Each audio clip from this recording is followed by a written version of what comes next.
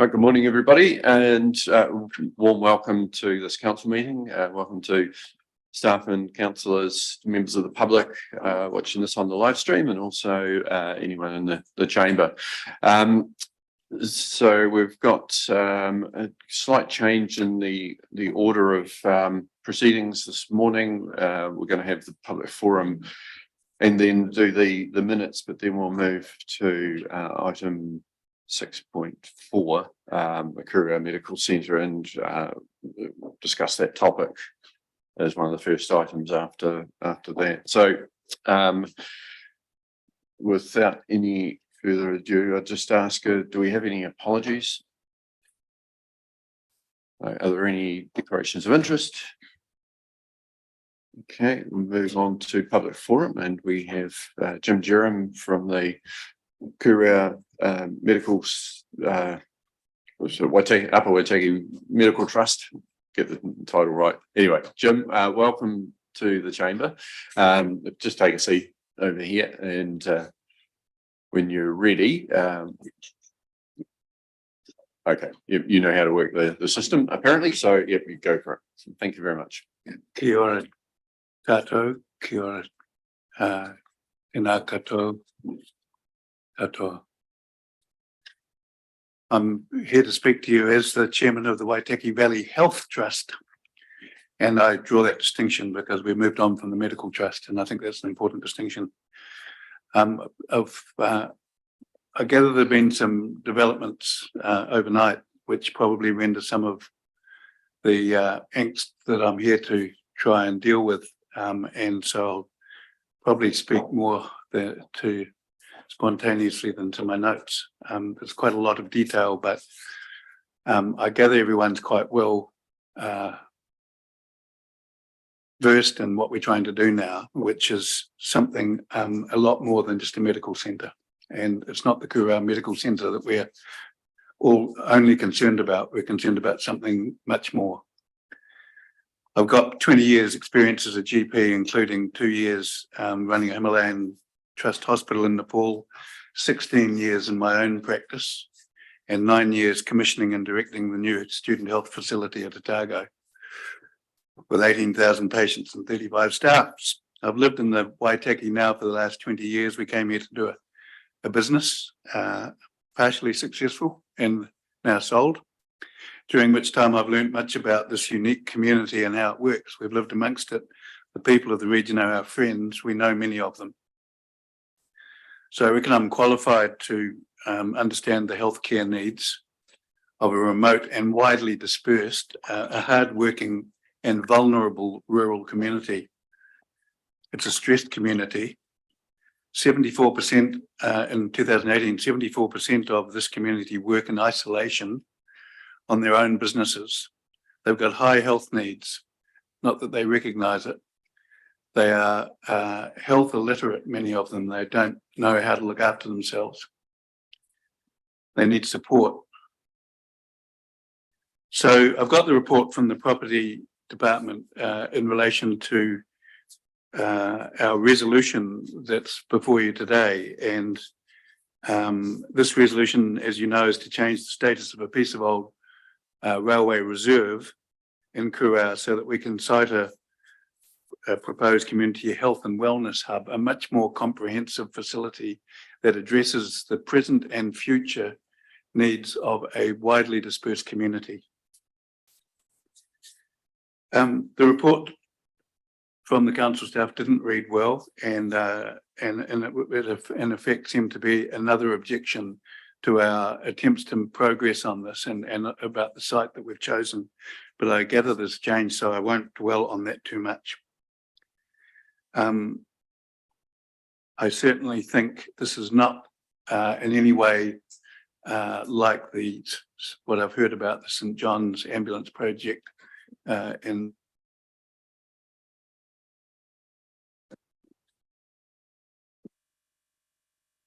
so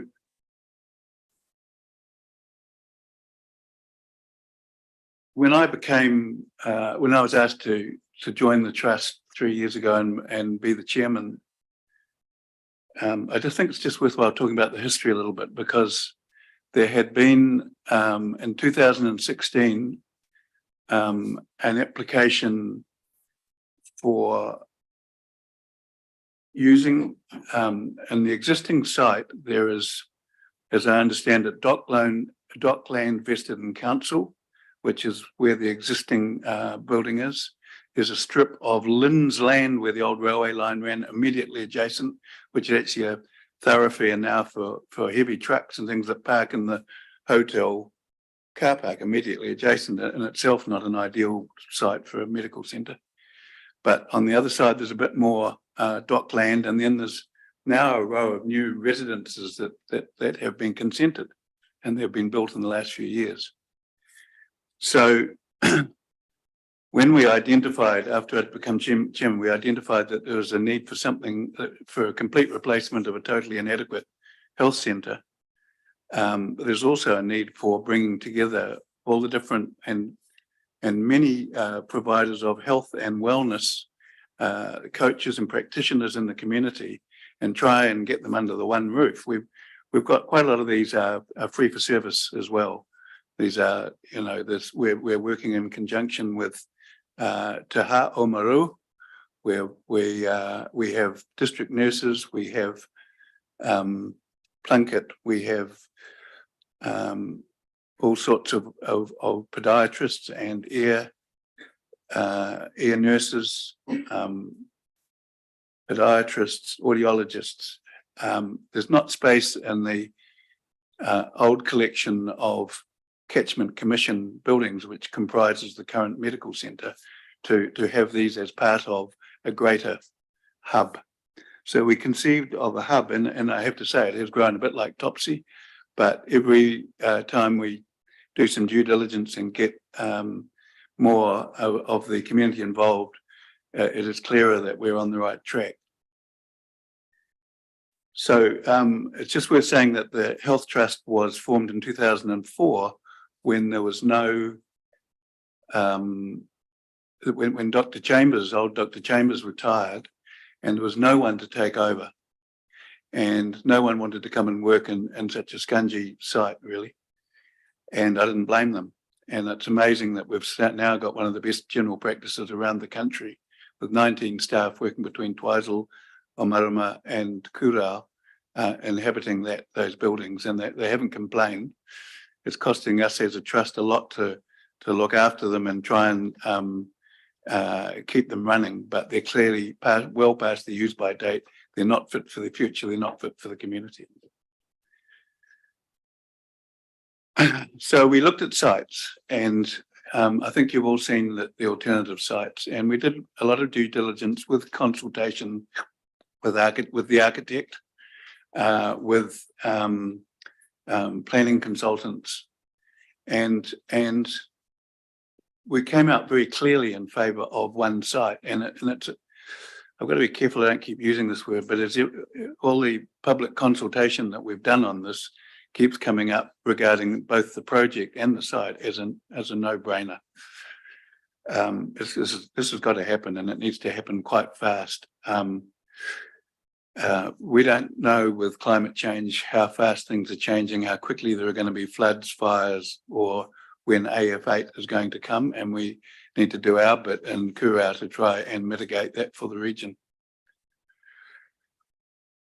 So the need was identified. The sites, the existing site was what we originally thought, if we could incorporate the Lynn strip where the helipad had been proposed, and both bits of dock land on either side of that it would be big enough and to actually build alongside the existing site and then pull it down afterwards. Still hugely disruptive to the existing site, but we were told this was simply not possible.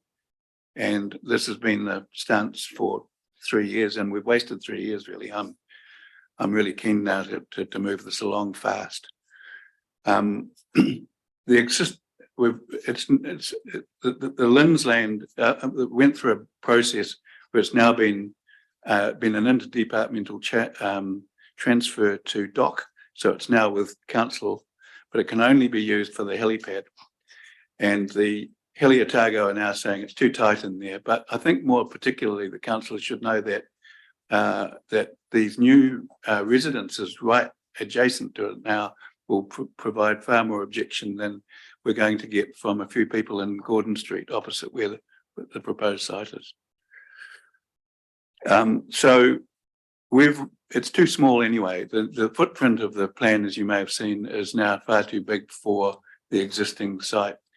Even if we were to insult the magnificent service that we have got by telling them we've got to find somewhere, and there isn't anywhere in Kurau to harbour them for a couple of years while we do the project. It's not a goer. So we looked across the road, and there are a number of very clear reasons why we really like the corner site. It's only a fraction of that railway reserve, by the way. It's only 0.38 hectares.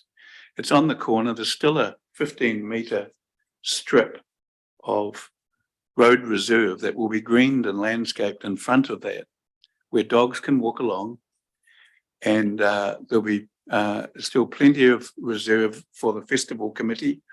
And indeed, we propose that the existing site should be levelled once the new one's built, and that it should be turned into reserve, or if you like, a town square for Kurau.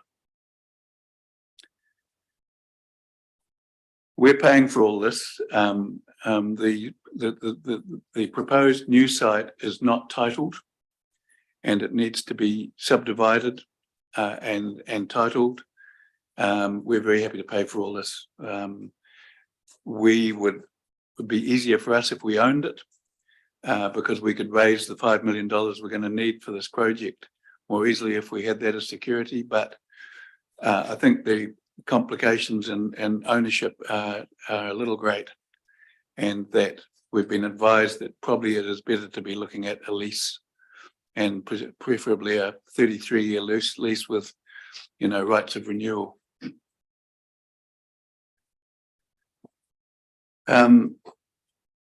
You see that we've proposed adequate car parking, but what I particularly like as a GP and with an interest in mental health, the valley is not necessarily full of happy people. There's a lot of mental health issues.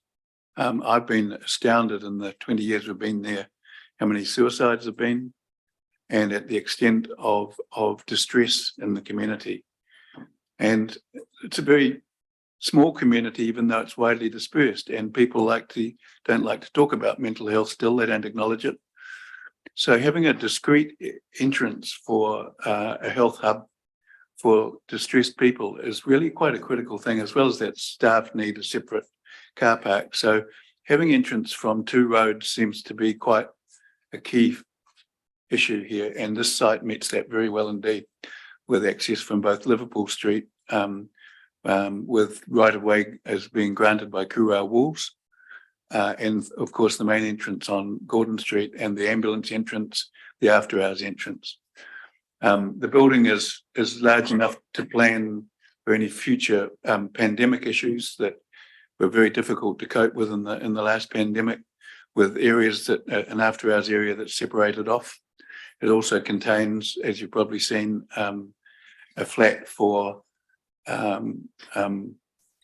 after hours or for overnight carers to be there on call, and the fact that this practice is now doing quite a lot of work with medical students, and we're trying to encourage medical students to get involved in rural general practice with some success. Tim Gardner's an expert at it. So the only other site, and we're steered repeatedly towards a fee simple site, presumably because there was no work involved for the council, but a fee simple site on the corner of Ranfurly and Gordon Street. It's a sharp triangle. It's beside the St. John's ambulance bay. A section way too small, wrong shape, and would require us, even if we could make it work at all, to buy the house of the old fellow that lives on right in front of it on the corner. It's not suitable, and we're not going to displace him, and actually it's not big enough even with that, and not enough space. We think space and making this building an attractive, it'll be the first major build in Kura for over 100 years. And it'll be an attractive asset, as you can see in the pictures we've sent you. It's an attractive asset for the town. It's something the town will be proud of, as well as fulfilling a really important function. I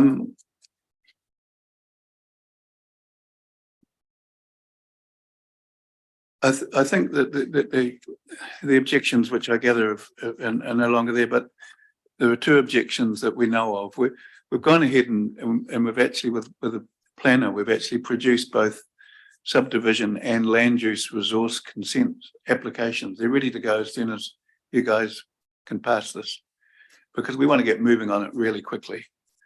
And these will be necessary. And this gives the public very adequate access to put any further objections. But I gather, and we thought we'd preempt that by taking the APAs that the council has, the form, and with a description of the project with it, we had them delivered to all the residents that we thought would be most likely affected.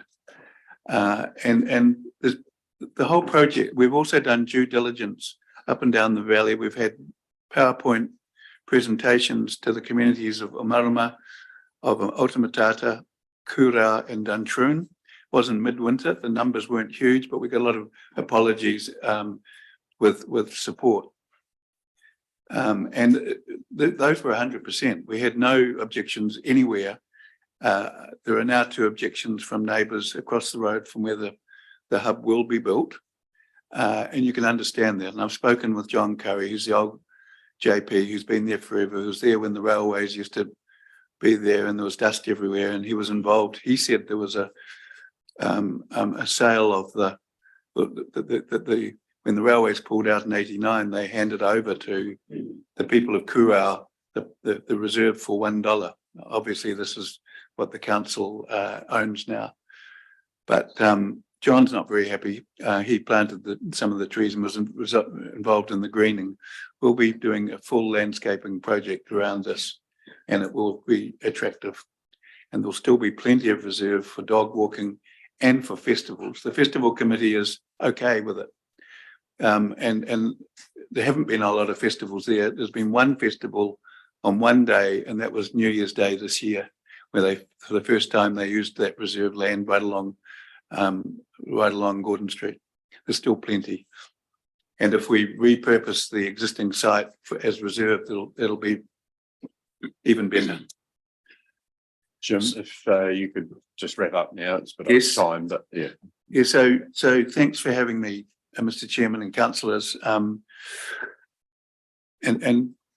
thanks for your support, Brent. And we hope that your resolution will be that this project goes ahead on that site. Thank you. Thank you very much, and thanks for coming along and speaking to us on it today.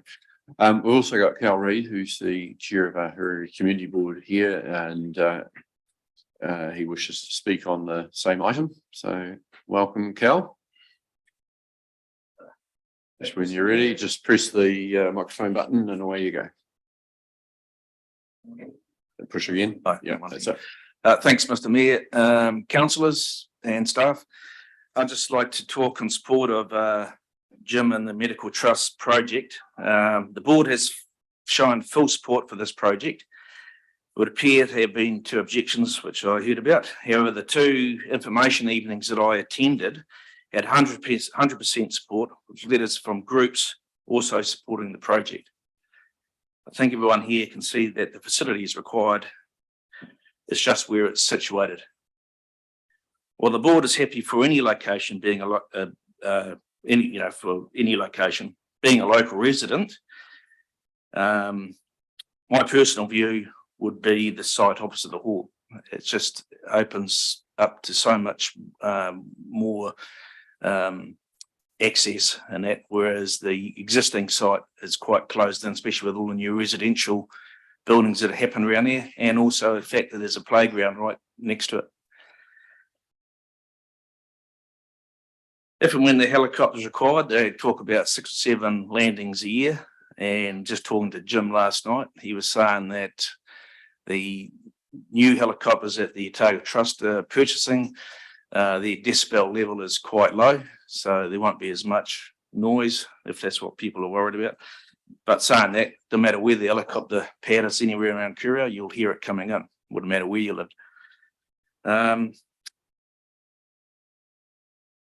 Think, yeah, just my view is that we need a new facility. The existing one's not really fit for purpose, and obviously opposite the hall, in my view, would be the logical place to have it.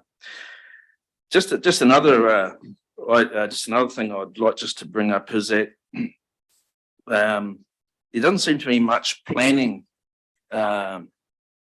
being projected for the towns up the valley with the latest district plan.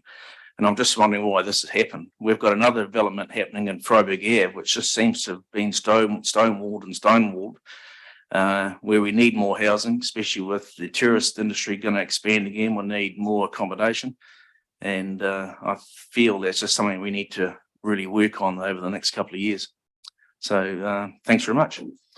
Okay, thank you very much, Cal. Thanks for taking the time also for coming in and yeah, having a discussion with us. So appreciate that. Yep. Okay, councillors, move on to item 4.1, the public minutes from the meeting 22nd of August. Just go to that myself. Yeah, Councillor, I'm happy to move that they be adopted with 3 very minor corrections, if you'll allow me to run through them very quickly. On page 11 of our agenda, second to last paragraph, second line, concern was raised about the assessment's complete silence on cost matters. The word did not appear once in amongst the variety. I think the word in should be deleted. On page 14, under bullet point A towards the bottom of the page, OVL was asking council for bridging finance that may or may not be brought down. It should, I think, be drawn down. And on page 16, there's a reference at the very bottom under the heading amended motion ruled lapsed. The chair asked for a seconder to the motion on the table, and when no one spoke, he ruled. Well, Rebecca was chairing, so I think that should be she. Yep. No, we accept all those amendments. So move with those amendments. Do we have a seconder? Councillor Ryan, thank you. Any further discussion? Put it to those in favour, please say aye. Aye. And against, that's carried. Right, so now we'll move to item 6.4 and hand to Mr. Rendell. And while you do that, if Councillor Hopkins just turn the other microphone off from the public one. Yeah. No, thank you. Thank you, and good morning, your worship and councillors. As we've just heard from Mr. Jerem and Community Board Chair Cal Reid, there is a desire by the Waitaki Valley Health Trust to utilise land designated as local purpose passive recreation reserve to construct a new wellness centre in Curio. I personally applaud the work of the trust in trying to establish a new wellness centre and believe it will be a real asset to the community. The paper that I've put forward to you with the corresponding recommendation is purely related to technical property matters and not related to the development of the facility itself. The reason the recommendation is before you as written is due to a number of factors. Firstly, we need to undertake a special consultative procedure to reclassify the reserve to a community buildings classification to enable the work to occur. Special consultative procedures are onerous processes that are not guaranteed to succeed. We've been through these previously with other community facilities, the likes of St John at Almahal Park, where there are a number of community members that come out and object to the proposals. Once the classification is changed, we'll need to advertise a lease for the reserve. Public objections can be lodged at any point in time during the advertisement of that lease to the reserve. Any public objection that is lodged that is unable to be satisfied then has to go to hearings. From there, obviously, a resource consent will need to be lodged for the facility. Again, another instance of the possibility of public objection being raised, which may have to go to hearings again if they can't be reconciled. So there's 3 opportunities for people to object. We've already had a number of people during the canvassing that the trust have done over the site come to us and tell us that they'll be objecting because they don't believe it should be built at that site. Purely because of the technical issues that are involved in undertaking the development of that site. We've looked at some other possible sites. They're detailed within the report. Otherwise, I'll take the report as read, and I'm happy to take any questions. Thank you very much. Councillors, do we have any questions? First of all, Councillor Hopkins. Yeah, thank you, Mr. Look, I guess I noticed that there were some letters of support from Kotahu and Te Whatu Ora. Neither of them specifically identified an alternative helipad site. And I'm just interested in what your assessment is of the process. I know that the material we received from the trust last night indicated that an emergency use only helipad would not require CAA consent. But I would have thought, given the proximity to housing and the like, that CAA would at the very least have an interest in the matter and wish to be engaged. Can you give us any information as to what processes might be involved regarding the helipad and its location and consenting? My apologies, I don't actually have the latest that has been circulated by the trust, the details where the helipad might be. In terms of whether CAA will require approval or not, I'm unsure. I believe that would be a resource consent matter for our planning department to deal with, as opposed to something pertaining to property, which I would deal with. I think Dr. Jerram can give some clarification on that. So, Jim, if you want to add just something on that. Yeah. My understanding from Eliotago is my main source, and Graham Gale, who's the man, has developed helipads all around the region in association with health hubs. And he says quite simply, there is no need to consult CAA. There is no need for resource consent. Helicopters can land anywhere, anytime for emergencies in national parks and reserves beside houses. If it's for emergency, which is what this would only be, the only consent required, in our opinion, for this would be a building consent. Okay. Thank you. Thank you very much. I mean, whatever is required will be required and will be dealt with at that time. But you know, you see helicopters do land anywhere when there's an emergency and they need to pick someone up. So it sounds pretty fair. Councillor Blackler. Thank you, Mr. Chair. On the back of Mr. Gale's comments in the letter regarding the risks around gravel spray and obviously the trees that would need some mitigation works. What is there a practical solution in the space that's proposed in this decision paper as to the fact that we could actually address some of those concerns in that area? Is that the alternative site or the? Sorry, the one that's proposed, site. The recommended proposition in this paper, yeah. Okay. Existing site, yeah. If a helipad was to be developed, there are 2 possible control measures usually used to limit gravel spray, one of which is sealing of the helipad. And the second one is the grassing of the helipad to try to restrict movement of gravels. So either one of those are viable options. As we've heard, we're looking at possibly 7 landings a year. Any grass helipad should be able to withstand that. So I would suggest that might be a possible viable option.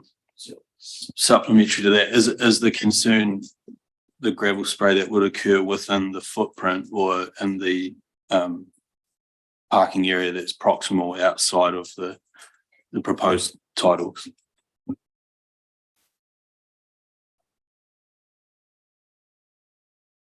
I'm uncertain as to where the specific concern is. I believe there's likely a concern around gravel spray both within the immediate vicinity of wherever the helipad's likely to be located, as well as outside of that. Yeah, in terms of mitigating, there are possible mitigating options. We'd have to explore those as we move through a process. Councillor Thompson. Thank you, Mr. Mayor. I think the discussion here should start at a philosophical level rather than us talking about specifics. Is this coming to a question or are you into debate? No, I'm going to give you the question, Mr. Mayor. Okay, thank you. The question is, do we want to support a community that is proactively seeking to improve their medical outcomes? And I want to be a part of a council that thinks that way. Who asked the question? I do. So thank you very much for that question, and thank you very much for generously providing the answer to that. Councillor Hopkins. Yeah, Councillor, look, I do have a question, and I'm not. Thank you very much for the effort, for the material you gave us last night. It's been extremely helpful and informative. I was interested this morning to hear that you identify a $5 million budget for the new centre. I'm just wondering, can you give us any indication of how you anticipate funding it? We've got. Yes, you might want to use the microphone, sir, if that's okay. There's no doubt we've got a tiger by the tail, and we've got a big project. We're very confident from a number of sources. We're forming a fundraising committee, but we're also going to be employing professionals to help us with this. But there are some key players in this who we're going to be getting money from, including corporates, including Te Whatu Ora, including Meridian. And we haven't actually said that publicly yet because we don't want to preempt it. But we expect that this will happen, and we've been assured by people in the game who now live in Otamatata that this will not be unachievable quite easily. Thank you. Thank you very much. Right, it's in the interest of progressing this to get to the debate. I'm happy to move from the chair an alternative motion, and that is the council agrees to undertake a special consultative procedure to reclassify reserve land, local purpose passive recreation reserve, part lot, and gives the description there, Waitaki District land in Kura as requested by the Waitaki Valley Health Trust, and 2, notifies its intent to reclassify that land from local purpose reserve to local purpose community buildings reserve in accordance with the Reserves Act. And thirdly, that agrees that all legal costs associated with the process to reclassify the reserve land and any subsequent tenancy are to be borne by the Waitaki Valley Health Trust. Do I have a seconder for that? We'll just get a seconder for this for the moment. Councillor Cowles, you're happy to second that? You want to add a fourth? Yes, Mr. Chair, on the back of comments that were made in the public forum, I wondered if we could also add an additional point, which would be number 4 agrees that the Waitaki Valley Health Trust will be required to demolish existing buildings and deliver the existing site back to the community as an outdoor community space. I think that has some decisions in it which have wider ramifications around the future use of that land. So I think that needs to be something we work through and maybe comes back to us as a separate report, because it's more than we can make a decision on today. We don't have any information on aspects of turning it into public space or whatever it might be. So if you just hold fire on that one, be my suggestion. Okay, just speaking to the motion, yeah, my belief is that, you know, this has been something that's been on the books for quite some time. There's been a lot of discussion, many meetings, and you know, many site visits. A lot of people have been involved. I think the trust has done a really good job of consulting and engaging communities right through the Waitaki Valley, and sought support and certainly informed people of it. So I think you know, there are distinct differences between this situation and Armagh Park situation with St John, and that, you know, this is not as a high profile site as Armagh Park. It's also there are fewer options. I don't think, given the proposed size of the new building, that the couple of other sites that might have been identified are going to be suitable size wise.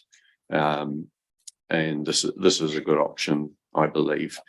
So I'm keen for us to go out to the community to ask the community what it does think through that formal process, and to yeah, seek that feedback and just make a decision at that point. So happy to have any other speakers to the motion. Councillor Cowles. Thank you, Mayor Kircher. Yeah, I think there's, you know, Jim made a really good point that there's a distinction here that we're not replacing like with like. It's not just a medical centre, it is a wellness hub. And the vision for the Valley is to have additional services. A lot of them are free services. I know myself, we've taken advantage of many of those as I've brought a family up the Valley. Everything from counselling to physio to infrastructure, but you know, I know that there's been gym equipment stored in someone's, you know, the back of a shed at the moment that hasn't been able to have a place to be used for physio rehab and those sorts of things. You know, I was supportive of investigating all of those sites, and particularly the current site, because of the reasons you gave, Mr. Rendell, as well. But you know, I'm looking at the plans and the scope of this project that the community wants to undertake. It's clearly a lot larger and different to what we're currently looking in. It's to me, it's very future proofed, but it also brings a lot more of those free for health services to our region, which yeah, I think Jim's right. We live in a rural community where we don't tend to look after our health, and if the services aren't available, we don't use them or we don't seek. We're too busy to travel to Oamaru or further afield to get them, and having some of them available locally will be a magnificent thing. So I'm fully in support. Thank you.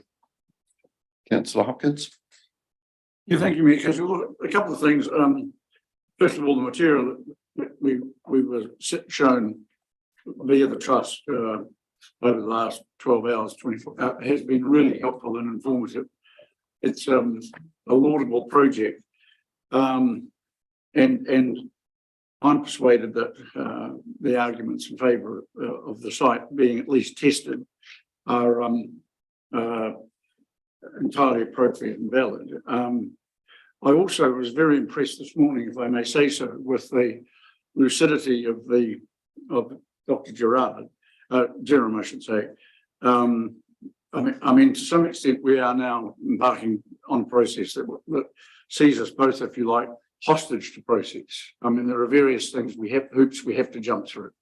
And what I was impressed with this morning was the acceptance by the trust that there are resource consent and other consultative processes that have to be gone through, whether we like them or not.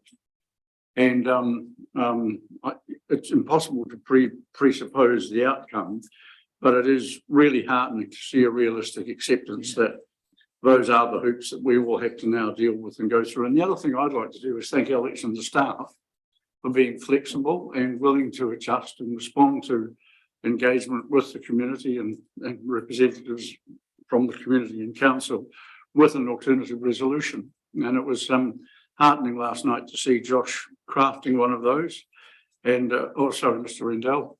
And I just want to thank the staff for doing that. I think that's a really important and positive thing to have happened, and I'm glad that it did. So thank you very much, guys. Thank you. And just hand to Mr. Palmley to make comment too.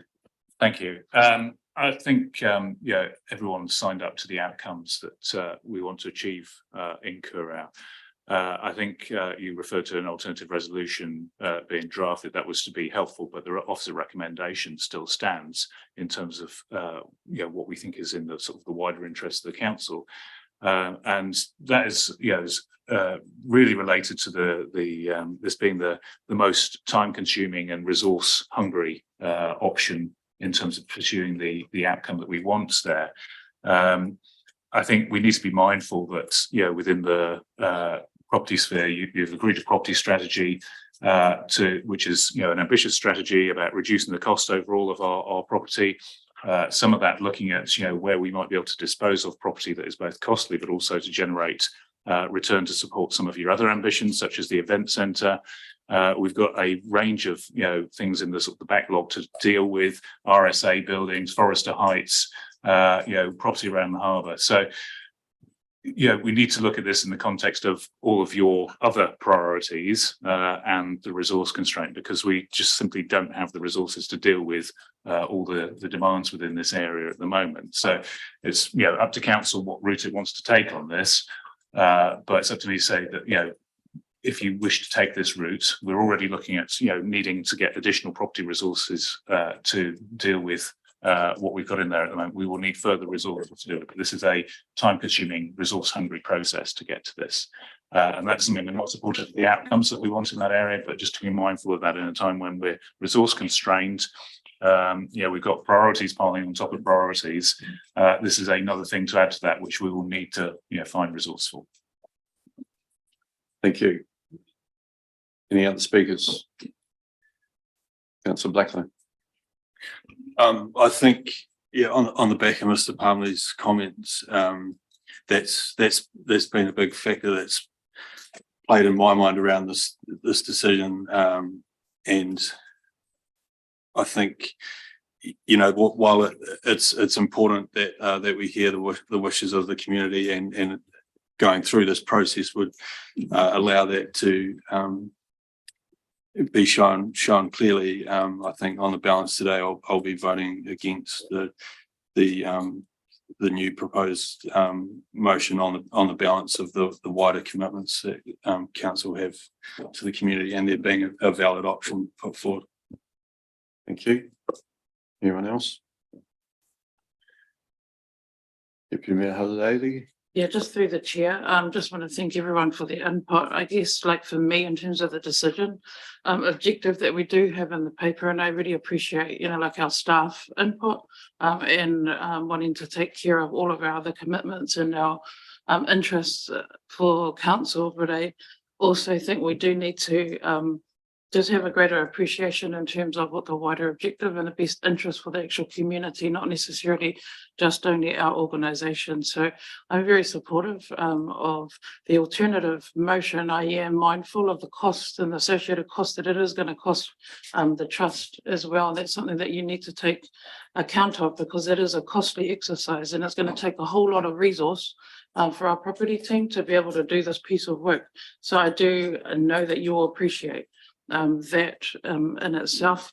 I'm also interested in terms of the level of service mix that you have at the medical centre, and making sure that you leverage all of the opportunities that Te Whatuora offer in terms of both primary and potential secondary care support services. You talked about mental health, having full access to the access and choice initiatives that BHO are offering, but also leveraging other kind of support as well in terms of the comprehensive care planning team options that are there to make sure that you take care of the needs and the future needs of the community as well. So yeah, we're in a tight situation in terms of everything that we want to achieve as a council, but I think in terms of this particular item, I'm supportive of supporting what the wider community are wanting and really appreciate the trust for all the work that you're doing and all the plans and things that you have sent through.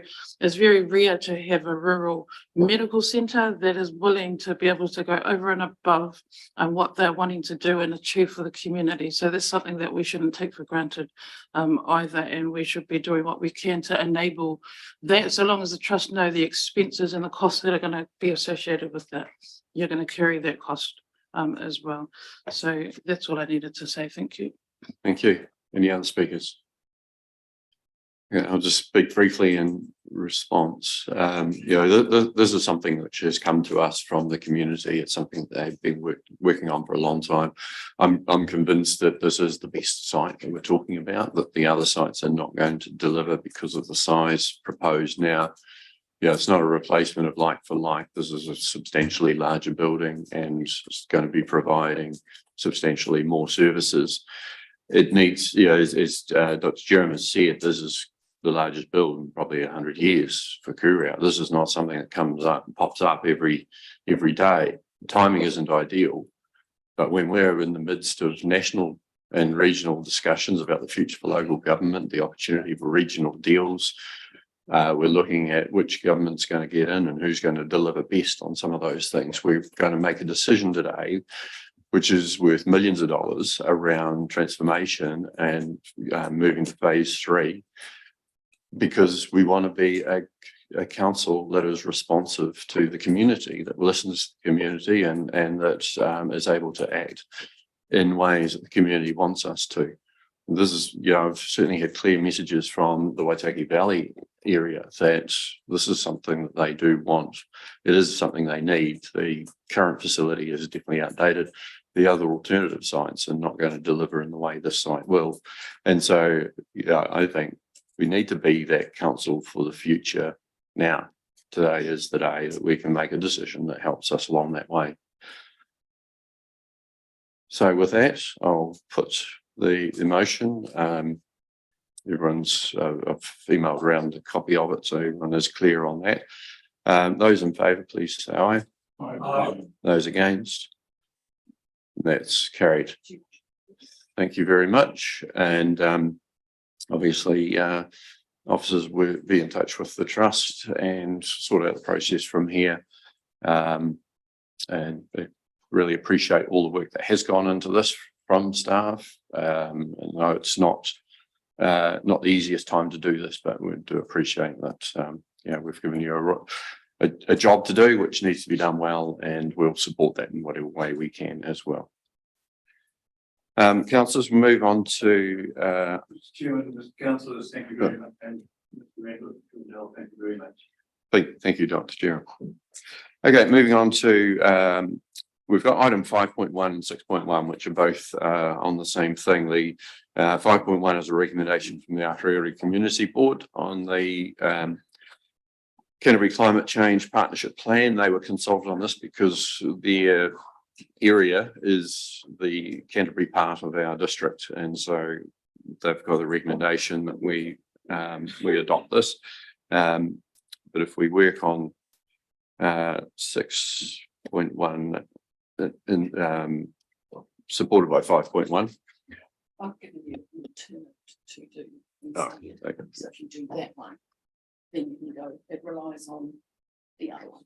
So if you do one, one. I'm happy to move the alternative resolution at the bottom of the page. So I'm going to ask officers to introduce this and welcome David and Chelsea to the chamber. So happy for you to introduce the item itself. Thank you, Mr. Chair. So as part of our work across both Canterbury and Otago, Chelsea is our climate change advisor, attends various working groups, and for Canterbury, they're progressing a strategic framework for engagement right across the region. And this has gone through various forums, mural forums, and also a reference group that will get a elected member on soon. I think it might be Councillor Linwood will be representing us in future on that. So with Canterbury ECAN just asked us to work around the different councils and coming to you and the board to seek endorsement of their work going forward. Regardless of this decision today, ECAN will still be progressing work to engage across the region.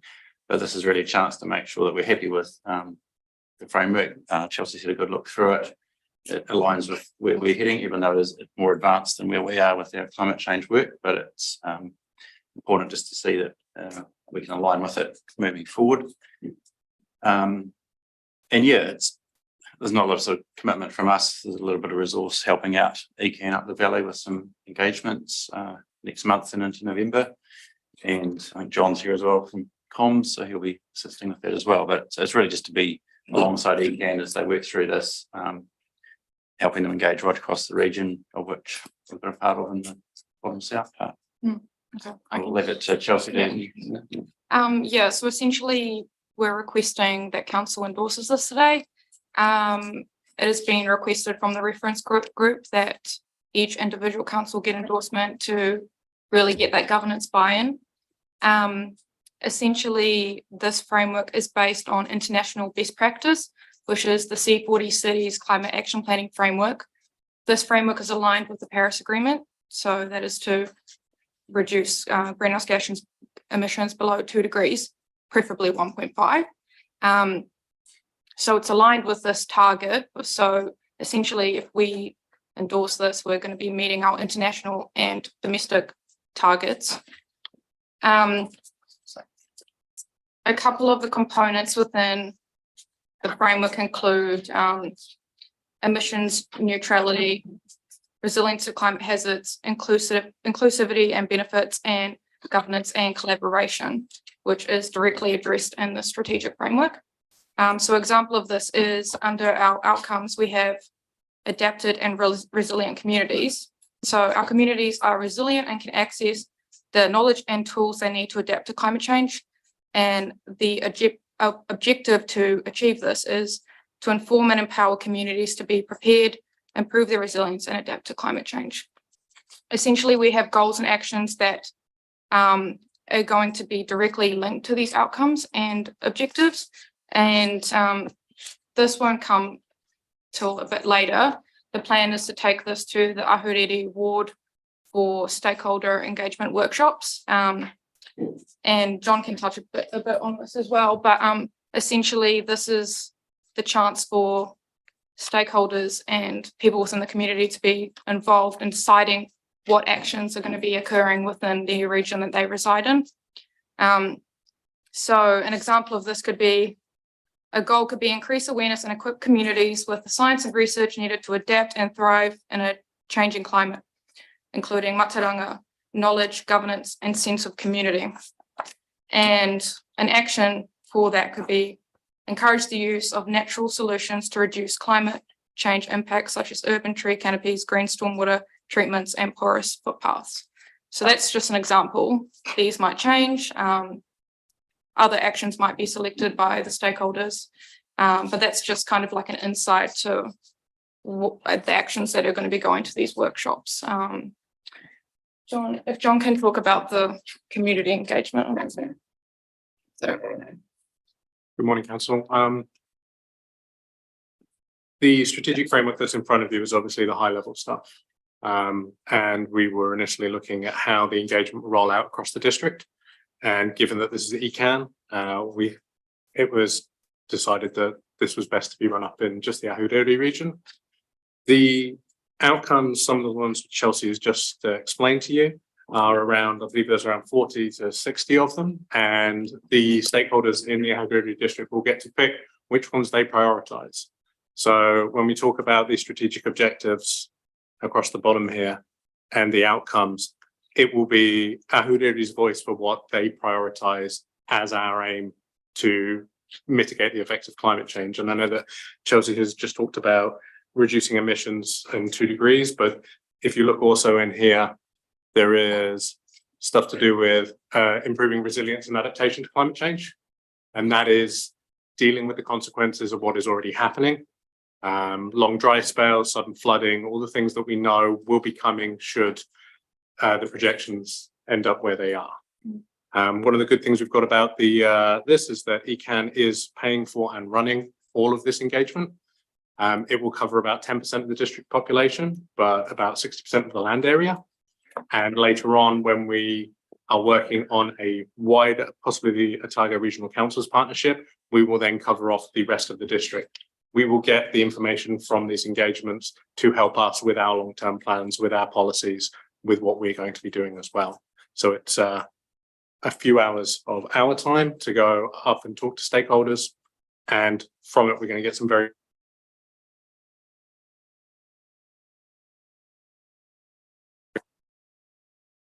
And just another thing to add to this is that we're currently in a prioritization phase, so we're making sure that the goals and actions that Sorry, your microphone's gone off. the goals and actions that we define directly align to the Canterbury Climate Change Risk Assessment, which is also going to be aligned with our Waitaki District and Ahuriri are going to directly address our risk assessment as well going forward. Okay, just as you're talking, I'm thinking about this because we've got this conundrum and Otago versus Canterbury, and wherever possible, we've tried to say if you're doing it for part of the district, you need to do it for the whole district rather than us doing it twice. It does strike me that actually this is a process that we can run ourselves, and rather than potentially have two different outcomes depending on which part of the Waitaki district you're in, I'm wondering how much thought has been given to us just actually not waiting for Otago Regional Council, that we actually take what we have learned from this first session that you're talking about and actually just get on and apply it and tell ORC if they're going to do a regional one, this is what the result is for us. We need to take ownership of it, I believe. And so just would like to know if you've done any thinking on that or what your thoughts are. Yeah, so we have thought about that. But I guess the risk of doing that is that we lose a very big aspect of what's going on here, which is the collaboration. We're really coming together at a united front to make sure that we can drive this project home. If we were to do this just for Waitaki, I can't do that as being one person. I need that, I need that team behind me. Yeah, so I guess what I'm saying is work with Canterbury and say, if you need that team support, can you give it to us for our whole district? Ignore the regional boundary lines. This is our community, and because otherwise you're dealing with two different teams and they might be operating differently and just bring further complications. So I think it's a discussion that maybe we need, Alex and I need to have with at the mayoral forum level. But I think if we can make this simpler and not be a district divided by arbitrary lines, that would be helpful. Yeah, I understand that it's awkward.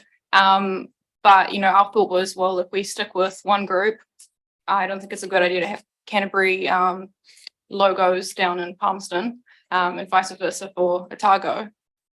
So yeah, if we can figure out a way to make it work, then I'm all ears. Yeah. No, thank you. Any other questions? Councillor Linwood?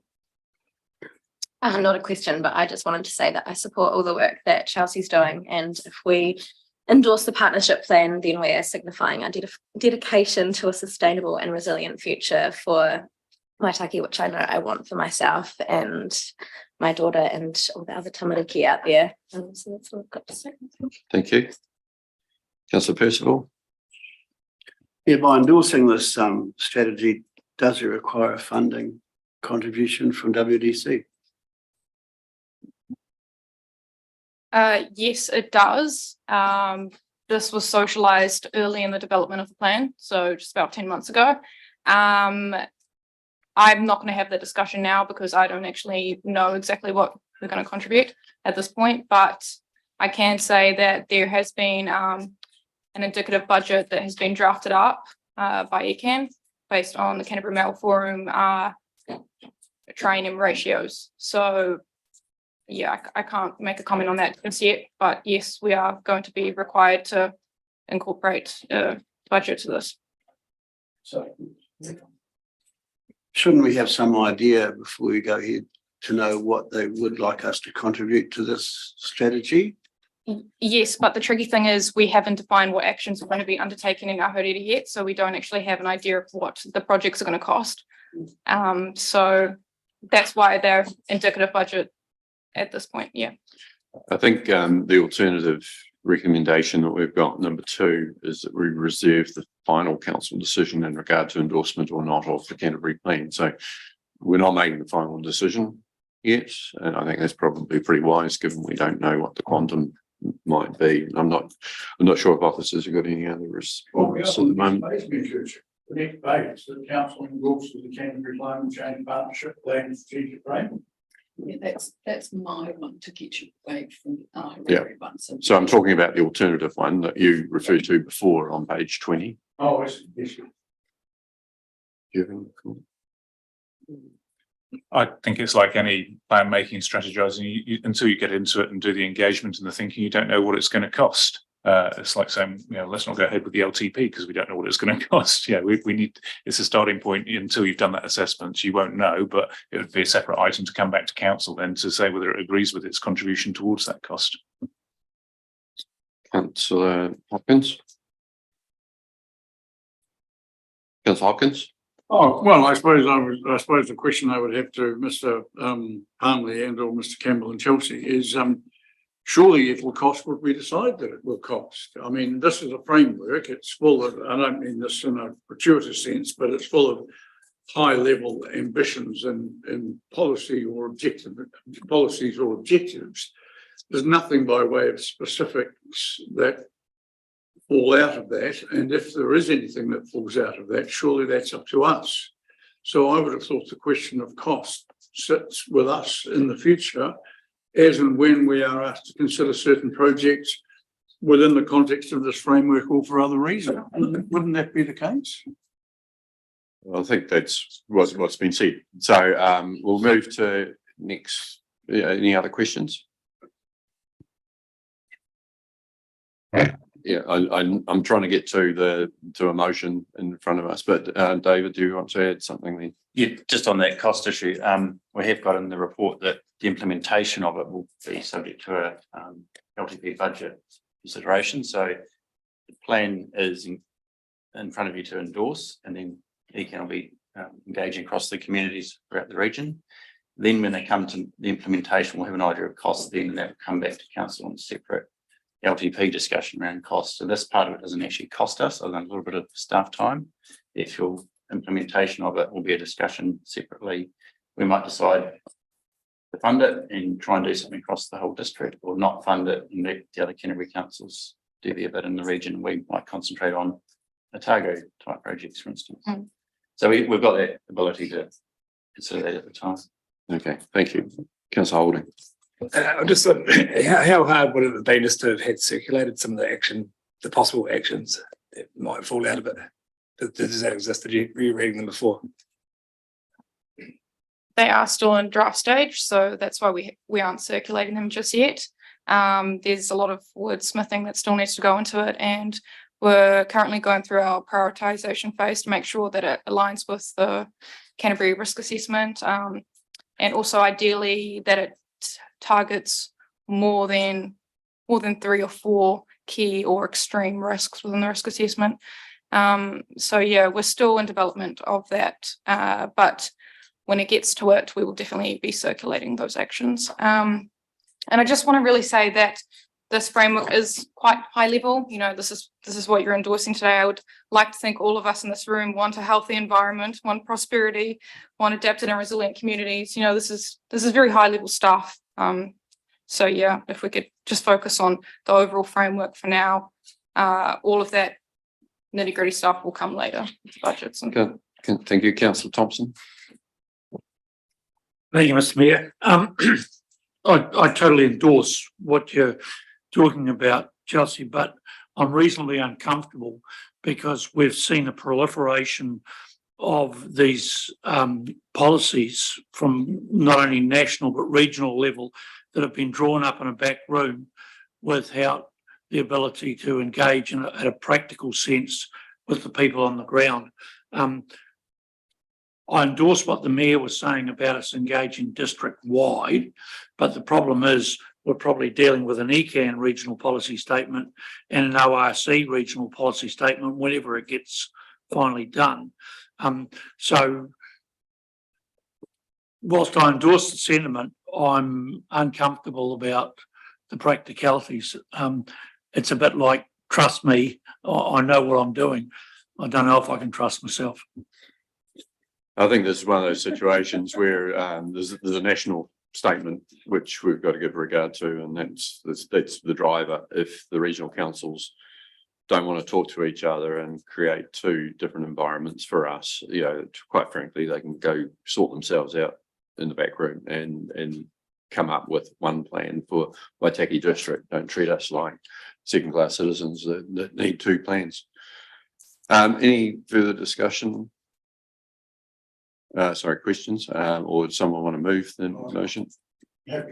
Councillor Hopkins? I was happy originally to move the alternatives, and I'm happy to do so now. So I will move the two resolutions at the bottom of page 20. Thank you. Seconder for that, Councillor Blackline. Thank you. Any comments, Councillor Cowles? Yeah, thank you, Mayor Kircher. When this was brought to community board, just one of the things that you see here that Mr. Daly did vote against, and it wasn't around the principle of that, but it was around we didn't feel we had enough information prior to this and that engagement to understand. We did understand that we were voting at a very high level to start an engagement process, but we could just, you know, have a bit of a heads up about some of the stuff when it's coming. Just for the community board to be able to get their heads around what this means for our district. But, you know, overall, I'm comfortable with the discussions that we had with regarding to the fact there was, you know, that high level sort of stuff before the engagement, and then cost would come after that. So, thank you. Thank you. With that, I'll put the motion. Those in favour say aye. Aye. Those against? That's carried. Thank you very much. And Do you want to look what you have to say? we will have a break now for morning tea. We're about 7 minutes late, so if we make that for about 10 minutes and we get back, claim back a little bit of that lost time. Thank you very much.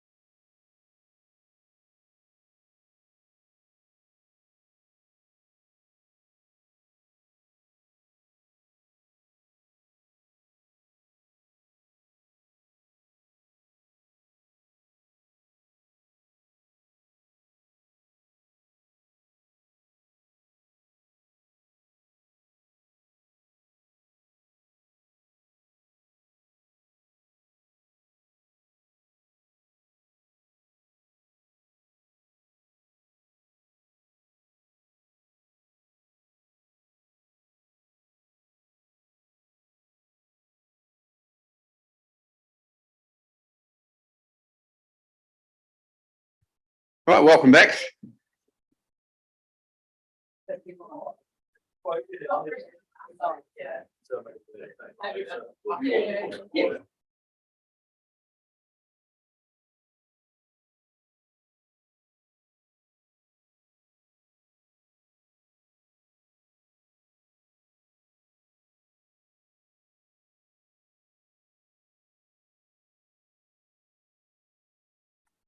Okay, welcome back.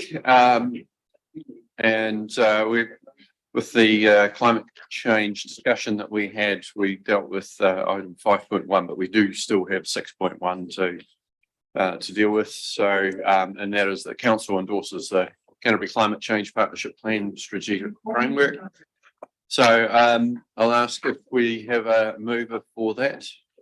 Councillor Linwood, thank you. And a seconder. Councillor Cowles. Is there any further discussion? I'll put it then. Those in favour, please say aye. Aye. And against? That is carried. Moving to item 6.2, approval for transformation program phase 3. I'll just introduce this with the words that this is something that we've wanted to happen. And it is about us becoming a better, more responsive, more efficient council. And I don't think there's probably too many people in the Waitaki district that wouldn't want us to be. So anyway, we'll hand over to Mr. Palmer. Okay, I'll say a few words and then hand over to Mr. Mayor. So this is a report really to seek your approval to press go on the phase 3, the implementation phase of transformation. So back in 2022, when the council, the then council, agreed the case for change and the business case to invest in transformation, we said we'd come back at various points, gateways to get your approval or otherwise to proceed to the next stage. So this is that gateway and decision point now. So since 2022, when the business case was developed, the drivers for change were identified around the reforms, the changing needs of our communities, your aspirations as a council, the changes in technology that enable us to work in a very different way as an organisation. We identified living within our means as a key driver as well, so escalating costs for us and our community, but also your staff's aspirations for a better organisation. So these were the key drivers that we identified. And we identified some benefits in there as well around that better customer experience, about a more engaging council, which we talked a bit about this morning, about a council that is better able to partner with the community and with others, and able to offer a better value for money for its community, and the need to become an employer of choice. So recognising that if we want the outcomes for our community, we need to be good at attracting the skills and the people that we need to deliver those outcomes for the community. So since that original approval, through phase 2, we've been working on the design of the various initiatives and what that looks like, and what the benefits should be for the council and for the people that we serve. So now you have before you the recommendation to progress to implement the changes. And I think I'd like to draw your attention to page 30, the risks section of the report, because I think we can all agree that we want to be a better council, better organisation. We want all the benefits that are set out in the report. But in making the decision to progress, we need to be mindful that making change in organisations, any organisation, not just this one, is a business that's full of risk, and many organisations don't do it successfully.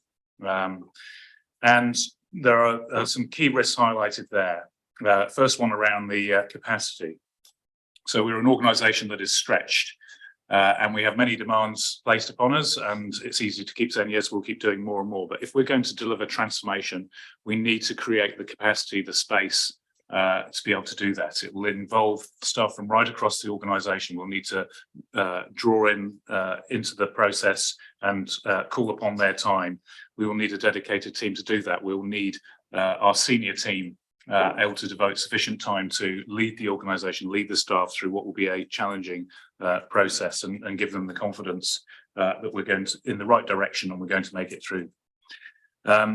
We will need to move at pace because we'll need to build momentum for the change and sustain that momentum. And so the team will need to be empowered to deliver this change.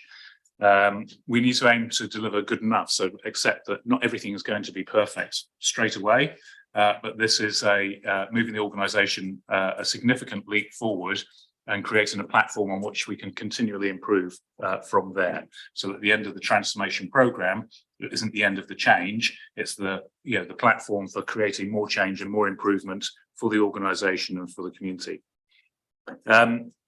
We also need to accept that some things won't always go right straight away. And when they don't, the focus needs to be on what do we learn from that and how do we get it right, rather than dwelling on what went wrong and whose fault it was. So I think my request is that you be mindful of those in your decision and ask whether you are confident and you have the commitment to make sure that we overcome those risks as a council to be able to deliver the changes that are planned. If you don't feel you can make the commitment and have that confidence, then we've presented two alternatives there. So one is an improvement alternative. We've done a lot of good work, and rather than going through a transformational approach, we could go through an improvement process and make some improvements that will be beneficial to the organisation and to our communities, but won't be transformational. Or alternatively, there's the option to stop at this point and say, yes, we've learned a lot, but actually this is too big a risk for us and we're not sure we can make that commitment and provide the conditions for success that we need. So that's it from me by way of introduction. I'll hand over to Richard if there's anything he wants to supplement in there to what I've said. Thank you. Thank you, Mr. Palmley, and through you, the chair. Very well-rounded introduction, left little room. I think the only thing I'd like to add to that is, I guess, an acknowledgement for the staff and the officers who have contributed throughout phase 1 and phase 2. And we'll be calling upon them again for phase 3. This is going to be an awful lot of work and it'll be very, very challenging. And we'll be asking them once more to go above and beyond to find ways to meet our aspirations. And I think I'd just like to conclude that I think to succeed in this, it's going to take the commitment of all of us as one council, and we'll have to persevere. Thank you. Thank you very much. Councillors, genuine questions first, please. Councillor Cowles. Thank you, Mr. Chair. I guess, to comment first, 100% behind this, and I think we have to be moving forward from my point of view. We talk about making space. Do we have an idea? Is there going to be perhaps a list of things that we've got on the work list that come to us for us to go, hey, look, these can be pushed back, or what's, I guess, just a reprioritization of those things to create that space, so that we know that, I guess, the core business can continue as much as it can in the business as usual. And do we have some form of idea of what that might look like? I believe across the ELT, we could come back with some initiatives, but it really is a matter of prioritising it across council here to figure out where we do put our effort. Some items were addressed this morning, and again, it's really a matter of prioritisation because we do have limited time and limited resources, and sometimes there's difficult decisions to make, but I think we could address that. Okay. Councillor Hopkins. Yeah, look, a couple of financial questions, if I may, either to Alex or to Richard. On page 30, you've got the expenditure lines showing 844 and then total over the period of 4,507,000.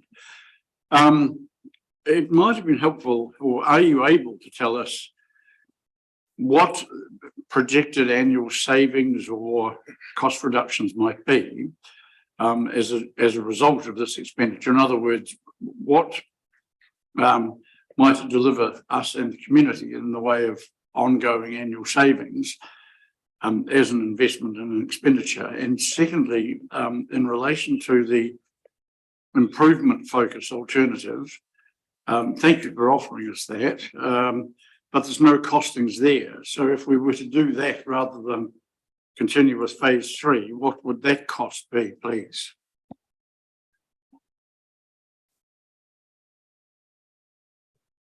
Thank you, Councillor Hopkins, through you, Mr. Mayor.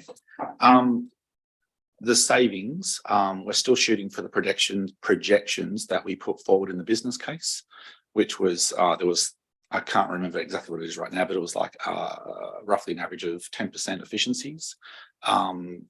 There's also some non-financial factors in there that are probably more important, actually, to do with our effectiveness and our ability to scale up and to deliver on council's ambitions. So we could do something on that, but I'd need to refer back to the business case and bring some information forward to you. The figures you see here, we've only modelled the planned expenditure for full transformation. We have not modelled anything at this point in time for what the reduced platform would look like, but that's something we could do. Thank you. Yeah, questions? Councillor McCone? It's more of a comment than a question, but I'd just like to, my view is that we can't afford to stop now. We've got to go the whole hog, and with any risk, there's always a challenge to change, but the opportunities always outweigh the negatives. And I think it's very important that it's driven fast to get it done so it doesn't linger, and it's backed by all involved. Wise words. With that, would you like to move the recommendation? Yes, Lord. You move. Seconded, Councillor Thompson. Thank you. Speakers to the motion? None? Councillor Thompson and then Councillor Hopkins. I'm just happy to endorse Councillor McCone's statement. We're either in this or we're not, and the feeling that I left last Wednesday's governance only group meeting was that we're in. So let's make it happen. I feel it incumbent on me to note that it wasn't a meeting, it was a strategic facilitated session. But yeah. Sorry, Mr. Mayor, yeah, I had the wrong term, but pole lifting didn't sound to be the right term. Councillor Hopkins. Yeah, thank you, Mayor Fisher. Look, I think I'm glad this report is here, and I'm glad it's in the detail that it is, because I think perhaps for the first time, or perhaps more explicitly than previously, it does give interested members of the community a chance to see the rationale and the process and the anticipated and desired outcomes, all of which are critical in my view, because I don't think the community has necessarily accepted this yet, or perhaps even realised it, and I would perhaps sheet responsibility for that home principally to, well, largely to central government, but also perhaps to local government and perhaps individual councils. But the need for fundamental change is inescapable. It is inescapable because the growing community pressure regarding affordability and cost and the really low levels of approval of our performance in that area is going to, it can only get worse given the enormous and largely some often unnecessary statutory imposts rammed down our throats by Parliament. I've felt for a long time that intentionally or unintentionally, wittingly or unwittingly, central government is trying to actually reduce the number of councils in the country by stealth. And the legislative framework they've created is increasingly making small councils not viable. And we are, like it or not, a small council. We're not the smallest, and we won't be the first casualty, but we only have 13,000 ratepayers. we have a level of assets and facilities that is historically and nationally unique, and probably a consequence of 19th century affluence in this part of the country. That cannot and will not sustain and continue unless we reinvent ourselves. And for that reason, I think transformation, fundamental change, and radical consequences and benefits, or the implementation of radical consequences and benefits that can only arise from such fundamental change, are essential if we are to survive. And I really think it is a matter of survival. Thank you, Councillor Blackler. Thank you, Mr. Chair. I just wanted to start by acknowledging that there is a big risk in this process we're about to embark on, but we all need, I just think we all need to take that first step together and get on with the program. But I just wanted to offer my congratulations to the team to date around your efforts around piecing all this together, and how it's been done right throughout the organisation, and everyone has built this from the ground up, which I think is I guess it's got the biggest chance of setting us up for success. So well done. Councillor Cowles. Thank you, Mr. Chair. Yeah, I'd just like to echo the sentiments of everything else, of the other councillors. I would like to congratulate you on all the work that you're doing. I think there is going to have to be a bit of a change in thought from us as a whole as well. With even some of the discussions today, it's aligning those thoughts.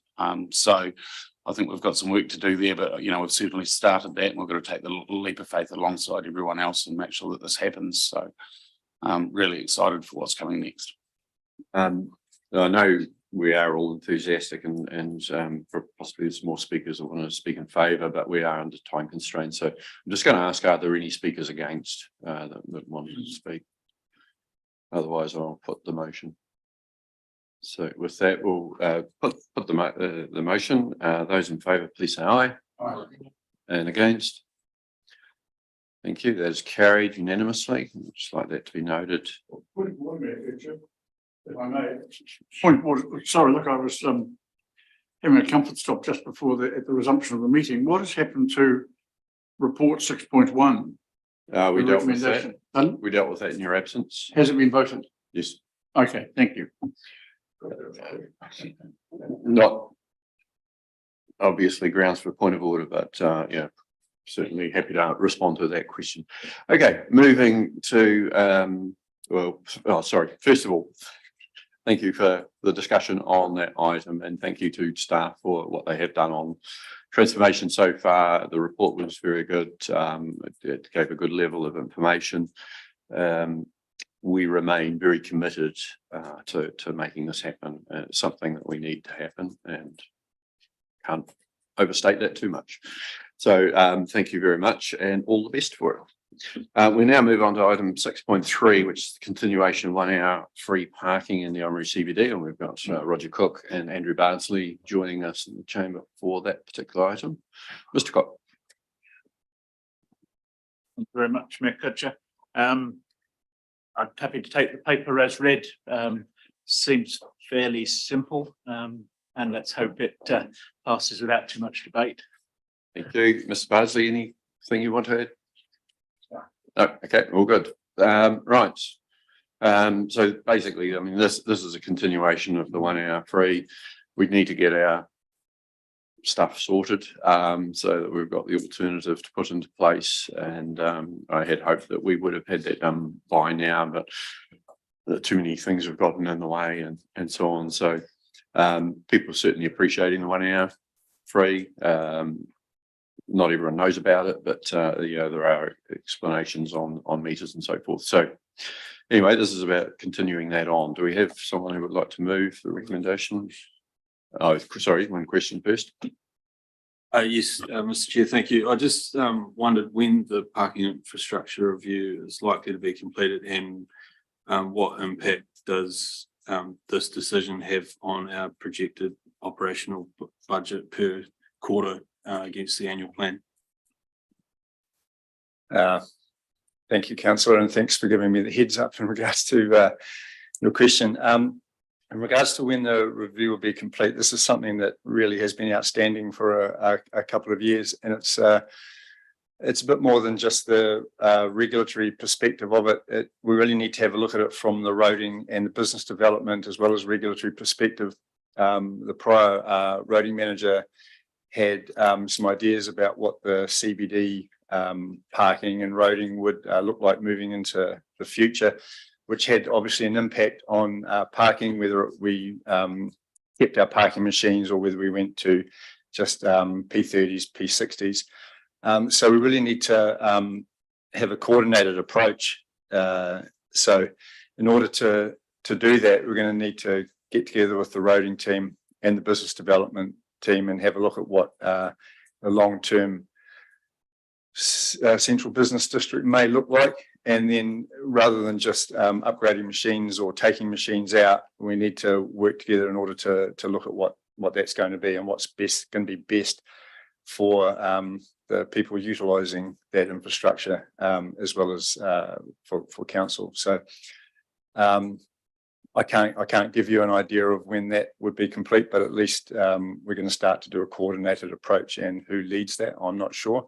As I said, we're the regulatory side of things, but it is roading's infrastructure. But we do need to have a look at the parking infrastructure. Our machines are 10 years old and they're past their use by date. In terms of second part of the question, the impact the 1 hour free parking would have, it's very difficult to say because since COVID hit in 2020, we went to 6 months free parking, and since then we've had 2 hours free parking. So in order to do comparisons, we have to go back to the 2018-2019 year, where revenue from parking was around $230,000 a year. The last financial year, we only saw 38,000, so it's a 77% decrease. What's led to that? Obviously, the free parking has had a big impact in regards to that, but also we've noticed an increase in terms of the number of infringements being written. So that would indicate potentially that people have almost given up on paying for parking, and it's like, well, it's free, and they don't worry about it. That's anecdotal evidence. I can't say that that's exactly what it is. What I can say is, since we increased the fees for parking in July, we've seen an increase in the amount of revenue from parking for the July and August months on what they previously have been. But like I said, that's probably down to the increase in the fees. So the projection, if I only take 2 months of figures, the projection, which is a bit of a stretch, could be that we're back up to around 65,000 in terms of parking revenue for this year. Thank you. Mr. Cook. Just in terms of the timing of the review, that's probably a very good, well, it is a very good question following the previous item which you passed. And that will now have to go into our prioritization scheme to say, do I work on transformation or do I work on reviewing the parking? So that's the sort of thing now that we will have to decide how those priorities roll out over the next month, 12 months. Thank you. Any other questions? Councillor McCone. Yeah, so it says in the recommendation that until such time as changed by a future resolution of council. We made one on the 27th of June that free parking would finish on the 1st of October. Has anybody checked the machines and everything else to make sure they're going? So surely is it not just easy to say, well, yes, you're paying for it and starts today? Mr. Barsley. Sorry, could I just clarify your question, like in regards to the change to 1 hour free parking? So I wish I wasn't clear on what your question was. So, you know, it's been 4 months since the council decided that it was going to discontinue free parking on the 1st of October. So is it not just as easy to tell the machines that everything starts being charged for on the 1st of October, and then the rest of it, the parking infrastructure review will be completed as that's done, but we go to what the council agreed on the 27th of June. Well, I think, yeah, that's obviously what we're wanting to hear today on whether or not the council wants to continue that 1 hour free parking beyond 1 October, or whether you want to hold fast to what that determination was. So primarily that's what we're asking for today. If we continue the 1 hour free parking whilst the review is going on, from a regulatory perspective, we don't need to change anything other than just some media comms that it will be continuing. Really running out of time, councillors. We're supposed to be finished by 11 o'clock. We've got 3 public excluded items. So do we have anyone willing to move the motion? Councillor Linwood, you move the recommendation. Thank you. Do we have a seconder? Councillor Ryan, thank you. Any discussion on the motion? No. It's no brainer, Mr. Mayor. Another one. Okay, so I'll put it, those in favour, please say aye. Aye. Those against, that is carried. Thank you very much. Someone would like to move us out of public. Councillor Woods, Councillor Kells, thank you. Those in favour, please say aye. Aye. And against, that's carried. So we'll just have a bit of a pause while we move into public excluded. Thank you very much to everyone who has joined the live stream.